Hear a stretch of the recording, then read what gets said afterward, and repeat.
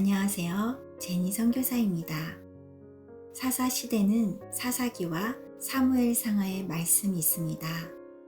사사는 지도자, 지판관을 뜻합니다. 여호수아 이후 12지파가 왕정시대 전까지 분배받은 땅에 정착해가는 과정의 역사입니다. 그러나 이스라엘 민족은 하나님을 떠나 우상을 섬겨 주변 나라로부터 위협과 핍박을 받습니다. 가나안에 살고 있었던 7 족속들과 반목하는 어려운 상황에서 사사들이 일어나 이스라엘을 구원합니다. 혼탁한 이스라엘의 사회상을 보여주는 기록입니다.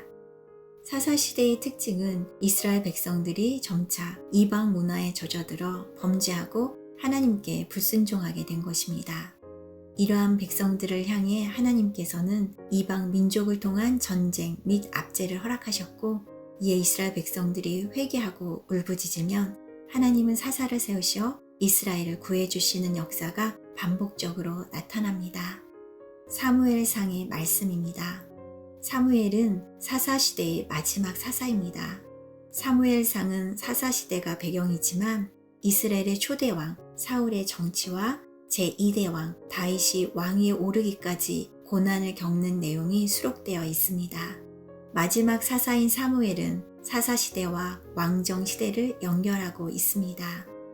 사무엘 하의 말씀입니다. 다윗이 왕으로서 다스렸던 기록은 사무엘 하에 기록되었습니다. 헤브론에서 시작한 다윗 왕권은 곧 이어 예루살렘을 중심으로 이스라엘 북쪽 지파들에게까지 확대되었습니다.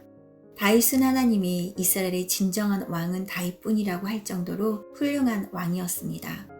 다윗 왕이 되어 묵상해 봅시다. 다윗은 하나님의 마음에 합한 왕이라고 하였습니다. 사도행전 13장 22절에서 내가 이새의 아들 다윗을 만나니 내 마음에 맞는 사람이라 내 뜻을 다 이루리라 하시더니 라고 하였습니다. 그러나 다윗이 자기 부하의 아내인 밧세바와 부적절한 관계를 맺고 죄를 저지른 직후부터 상황이 변하기 시작하였습니다. 사무엘하 1장부터 10장에서 다윗 왕은 고대 근동의 새로운 강자로 급속히 부상하면서 그 영토가 애굽에서 유프라데스까지 확장되었습니다. 그러나 다윗 왕이 범죄를 저지른 후인 사무엘하 13장부터는 다윗 왕은 자기 아들 압살롬에게 쫓기어 도망을 갈 수밖에 없는 상황에 처했으며 그에게 자신의 후궁들이 강간당하는 수모까지 겪었습니다. 그때의 다윗 왕의 심정은 어떠하였을까요? 그렇게 하나님만 바라보는 다윗 왕도 한 번의 범죄로 나락으로 떨어졌습니다. 하나님은 죄에 대하여 엄격한 잣대로 심판하신다는 사실을 잊으면 안 됩니다. 나는 하나님을 믿으니까 이 정도는 하나님이 봐줄 거야. 또는 하나님은 사랑인데 그렇게 하지 않으실 거야 라고 생각합니다. 과연 그럴까요? 한 번 더 진행해 봅니다. 하나님이 보내신 나단 선지자가 자신의 죄를 지적하였을 때 다윗 왕은 가슴을 치며 자신의 중대한 죄악을 회개함으로써 여전히 하나님의 마음에 합한 사람임을 입증하였습니다. 우리가 죄를 지었을 때 회개하고 진심으로 용서를 구하면 하나님은 반드시 용서를 해주십니다. 그러나 자신의 죄값으로 징계를 받습니다.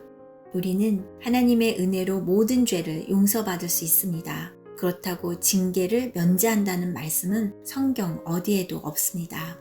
하나님의 은혜로 430년간의 애굽 노예 생활에서 벗어난 이스라엘 민족은 하나님께서 선택한 백성이 되었는데도 불구하고 하나님만 바라보고 살았는지 아니면 자기 멋대로 살았는지를 성경에서 찾아봅시다. 사사기 17장 6절 그때에는 이스라엘에 왕이 없었으므로 사람마다 자기 소견에 옳은 대로 행하였더라. 사사기 21장 25절 그때에 이스라엘 왕이 없으므로 사람이 각기 자기 소견에 옳은 대로 행하였더라. 얼마나 하나님의 마음이 아프면 똑같은 내용을 2번이나 강조하여 쓰셨을까요? 그 사사시대는 극도로 타락한 시대였습니다. 요즘 우리가 사는 시대라고 생각하면 됩니다. 사사기 19장에서 그 한 예를 볼 수 있습니다. 어떤 레위 사람이 첩을 얻었는데 그 첩이 행음하고 도망가자 이 레위 사람이 도망간 첩을 되찾아서 돌아오는 도중에 기브아에서 한 노인의 집에 유숙합니다. 이때 그 지역의 베냐민 지파 사람들이 와서 내 집에 들어온 사람을 끌어내라. 우리가 그와 관계하리라. 즉 동성애를 하겠다고 말합니다.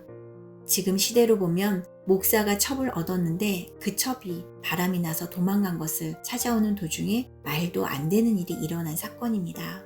더 한심한 것은 같은 민족을 대상으로 공공연하게 동성애를 하겠다고 한 것과 타인의 첩을 윤관하여 죽음에 이르게 하였는데도 불구하고 아무런 처벌을 하지 않는 사회상입니다.